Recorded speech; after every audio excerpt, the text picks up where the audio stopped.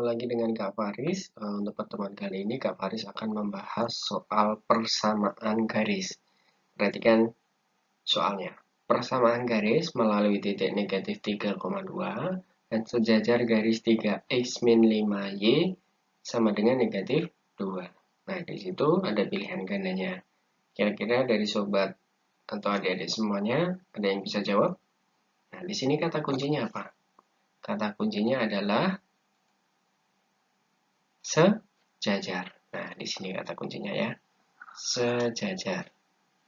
Ada yang bisa jawab? Oke, kita bahas ya. Kata kuncinya tadi adalah sejajar. Kalau sejajar, berarti syaratnya apa syarat sejajar? Syarat sejajar.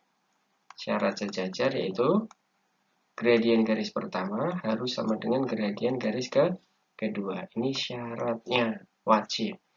Berarti kita kalau mencari syaratnya harus mencari apa? Gradien atau kemiringan garis. Kalau sudah ketemu, kita masukkan rumus. Rumusnya apa? Y min Y1 sama dengan M kali X min X1. Nah, ini syarat dari persamaan garis. Nah, jadi kalau sudah ketemu gradiennya, dimasukkan ke rumus ini. Nah, tapi untuk pertemuan kali ini, Kak Faris mau membagikan cara yang lebih sederhana. Caranya gimana? Ini perhatikan. Di sini ada kata sejajar. Berarti kita tinggal buat garis yang sejajar. Garisnya 3x min 5y sama dengan negatif 2. Kita buat garis yang sejajar. Nah, seperti ini. Artinya apa? X dan Y-nya tidak berubah.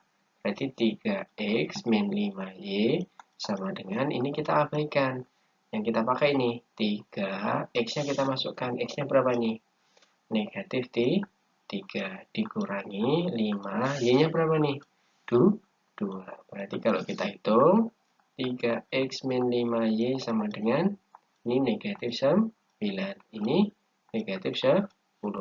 Berarti 3x min 5y ini negatif 19. Pindah ruas jadinya apa? Plus 19 sama dengan 0. Berarti kalau kita lihat dari pilihan ganda, jawaban yang paling tepat yaitu yang A. Gimana? Mudah ya adik-adik? Bisa dipahamin?